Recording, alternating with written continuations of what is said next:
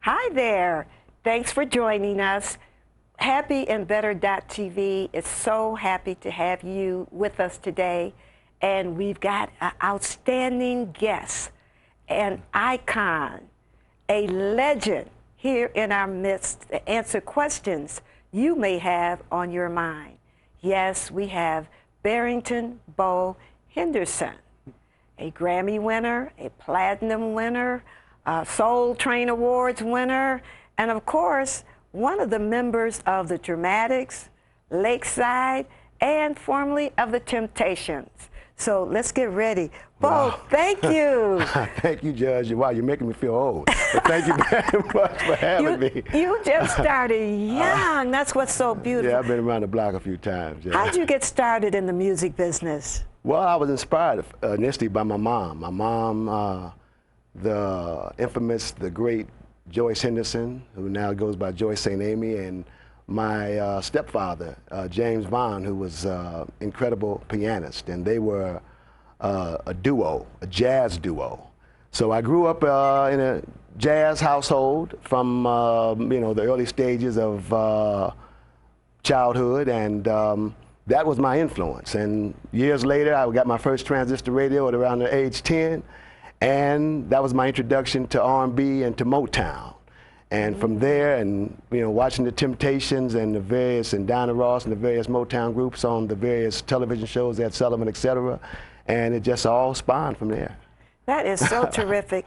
Now, you started at a young age hearing your mom sing around the house, and your stepdad was playing instruments. Playing piano, yes. What was it like the Jackson 5 where the whip came out? Boy, you better do your homework. You better practice your music. Yeah, actually it was similar because they inspired me initially to play a few instruments. I used to play on the pots and pans, and drums was my first passion. Good. And I used to turn my pots and pans into drums and bongos, playing with jazz music, of course, because that's the only music that permeated my household at the time, was strictly jazz. I didn't know what R&B or no other music was. So, but I would play to those songs and hum the different solos, and I guess they were somewhat astounded by it, and eventually it really grabbed their attention, and that's when they started, sharing interest in my music. And I started out on drums and bounced around a few instruments, guitar and a few other instruments. And lo and behold, one day after all of that, and they would make me come home from school to practice my drums and my paradiddles and all the different stuff, right? And I couldn't go out and play till I practiced for at least 30 minutes. And then years later, ironically, I just decided that I wanted to sing. I was watching my mom sing, so I told my mom, I put down all the instruments and told my mom, I said, Mom, I know what I want to do. I want to sing. And she, to her amazement, after all these instruments that I bounced around on, she said, but Bo, you can't sing. So I said, I don't want to tell you. Yeah, she was just painfully honest. And I told her, I said, well, Ma, I'll teach myself. And I just started from that point and tried to work on my vocals, and through years of dedication and prowess, finally I developed a little something. This is a recurring theme, ladies and gentlemen.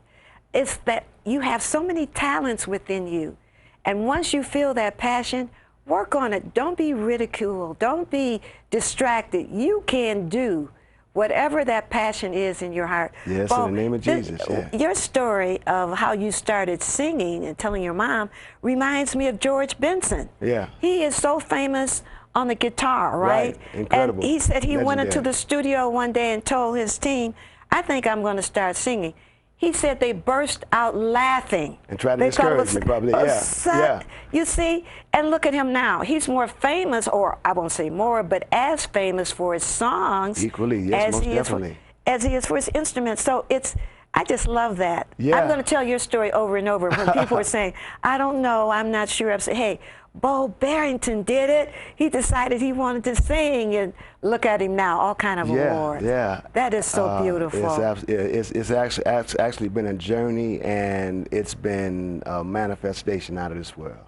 Wow. What was the first performance that you did for the public, and your first award? My first performance, my first amateur performance, I formed my own little group. My mom's husband at the time taught me little harmony, because this was years later. This was like when I was a teenager. This was like when I was like 15 or maybe 14.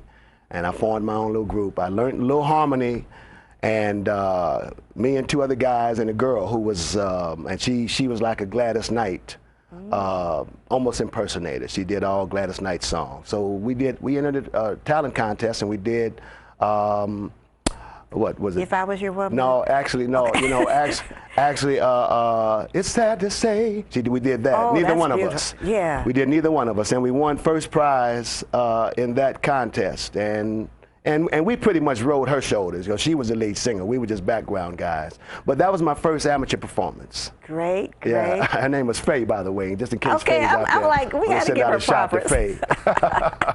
That is terrific. Yeah. So from there, what happened? So from there, I, you know, became a part of different little neighborhood, local singing, you know, groups and guys. And I joined a group with some fellas, Michael Young, Vernell Shaw, who's passed away now, God bless him, and a brother named Eddie Coleman, and also Derek Halliburton.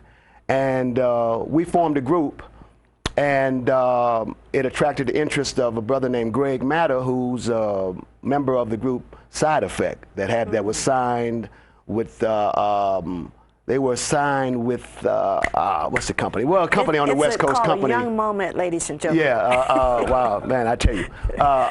So they had a record deal. They had some hit records. They were working under Wayne Henderson, the legendary Wayne Henderson, and managed by a guy named Forrest Hamilton. In singing with them, I caught their attention, and at some point, like a year or so down the road, they called me about taking L.J. Reynolds' place in the Dramatics. And it's so ironic that the Dramatics was really my #1 group, my favorite group growing up, you know. Okay. And you know, no disrespect to the Temptations. Of course, I love the Temptations, but actually, initially, the Dramatics were my favorite group. Well, they were Detroit and group, they called my me, homeboys. and they called me, told me LJ's was getting ready to make his departure, and they had interest in me as possible L.J. Reynolds' replacement. So I left my group to the dismay of my guys, but they understood that I had to take the opportunity. Progress. And I flew to Detroit and worked with the Dramatics for about a year, and that was my first professional endeavor. That was a great start, yeah, wasn't it? that was a good start. That was a good start. Because the Dramatics were as hot as firecrackers. Yeah, yeah. For sure. So it was just wonderful that you got that opportunity. Yeah, that was like, and I was really like, I was a puppy. I was like 20 years old. Yeah, just starting. At that time, yeah. You know, 20, one of 21. the things I want to do, Bo, is for young entertainers and young sports athletes, is to have some kind of course where you sort of prepare them for what's coming. Yeah. Because here you are, just turning 20, and here you're with this hot group. What was that like? What kind of environmental changes took place? I mean, what were you bombarded with?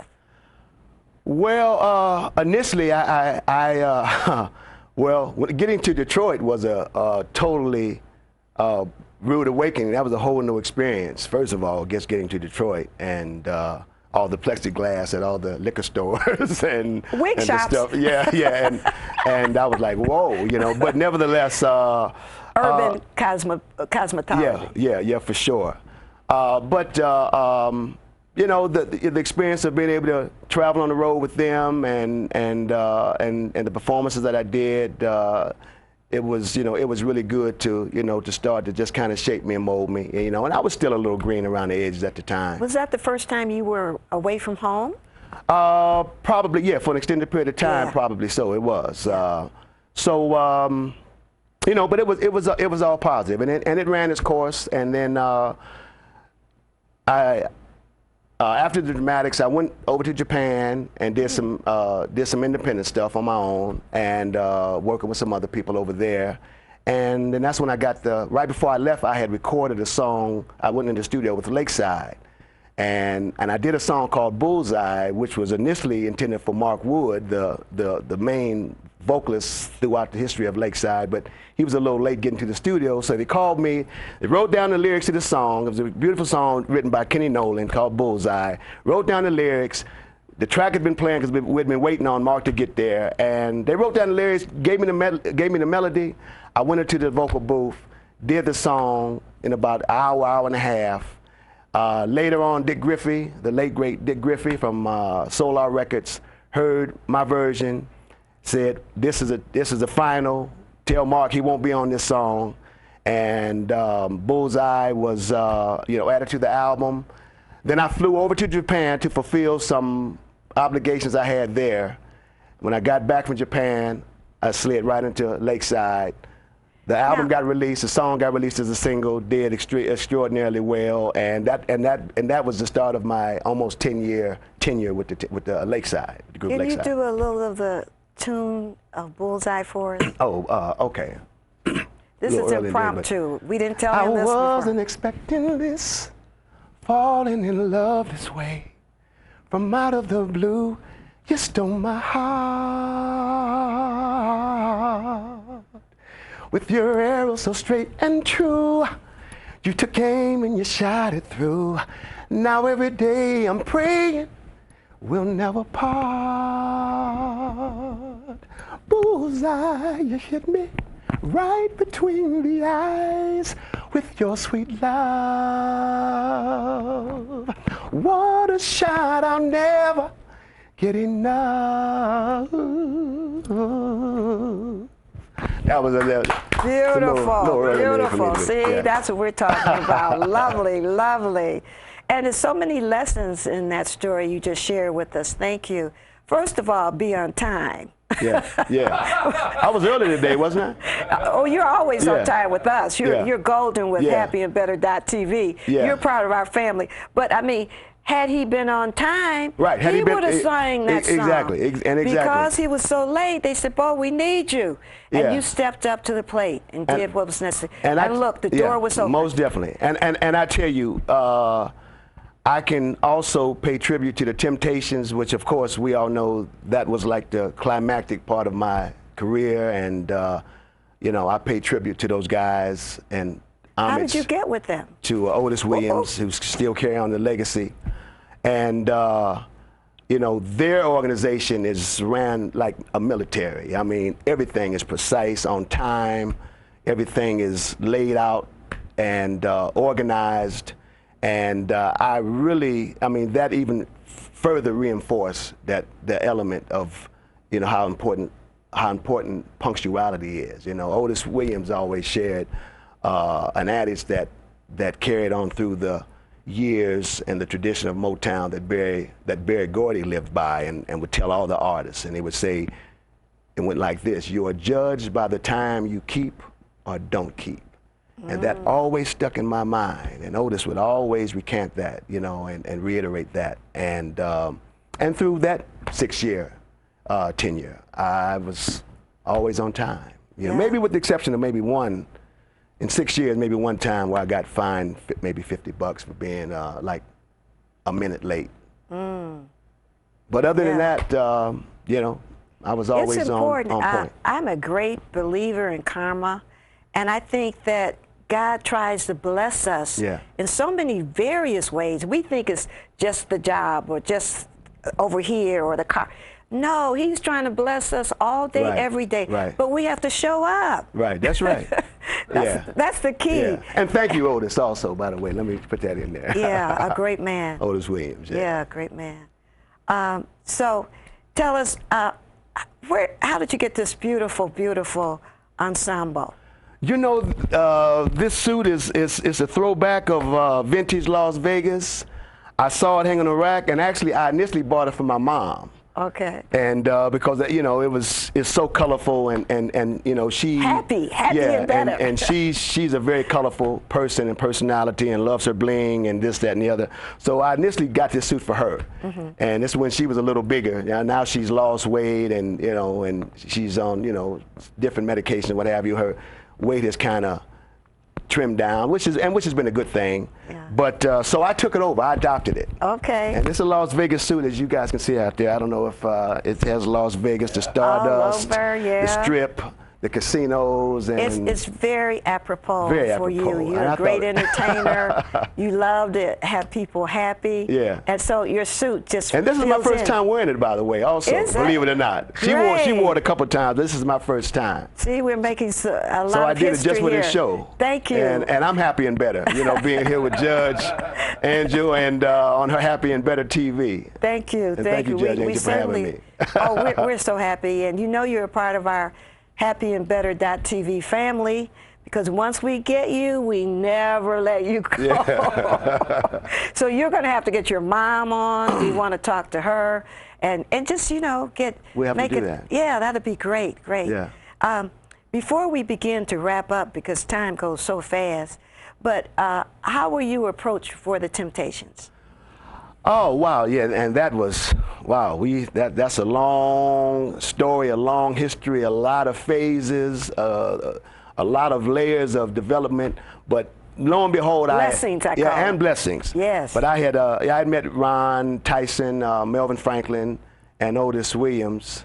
Well, let me go back to the inception. Okay. I initially got called, and I went and auditioned for them when I was like, actually, before I got with Lakeside? no, before I got with the Dramatics? The Dramatics, it's ironically Really? not probably 6 months or a year before, and I went to Doheny Towers over in Hollywood, where Melvin Franklin was living, and I'll never remember walking this big, beautiful penthouse with suite with powder blue carpet, and I met Otis, Melvin Franklin, I believe Richard Street was there, and the current core at that particular time, minus Dennis Edwards. This was Dennis Edwards' first departure, and I auditioned for them at 20 years old. Wow.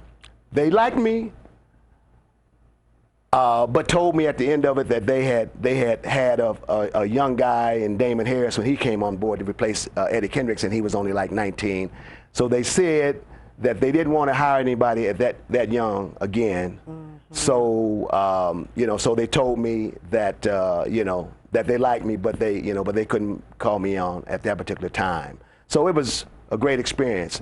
Lo and behold, 10 years or 12 years later, maybe even 10 to 15 years later, I re-encounter Ron Tyson, who was now also a member, and he lived in a complex with Melvin Franklin, and so that put me back in proximity with the guys, and me and Ron communicated, and at this particular time, this was the second departure of Dennis Edwards, because he had left and came back again. So they put me on retainers, expressed interest in me again, and it turned out at that particular time to kind of be between me and Ollie Woodson. Ollie was probably the better man for the job at that particular time, and a little older than me, and probably just more appropriate, a better fit at that particular time. I don't know if I really pursued it with all my heart at that particular time, but nevertheless, I was on retainers for a while. They went with Ollie Woodson. Ollie did his tenure, and then 12 years or 10 years or so later, after Ollie left, they contacted me again. And the third time turned out to be a charm. Yes. So the third time I got on board, we recorded Phoenix Rising album, which went platinum, almost double platinum. Then we followed up with Irresistible. The follow-up album after that was nominated for a Grammy, won the Grammy, and the rest is history. So it goes to show you perseverance and persistence pays off, and everything in God's time. But that was like that was over a 20-year development. And you know what? Like, he's always on time. Bo Barrington, thank you. We love you. Thank you for sharing this great story. Stay with us. I will. And we're going to invite you back sometime soon. I would love to come back. Thank you so much. Thank you, Judge. Ladies and my pleasure. Ladies and gentlemen, thank you for joining us. And remember, God has office hours 24/7. He's never too busy for us. Hallelujah. See you next time on the Happy and Better.TV show.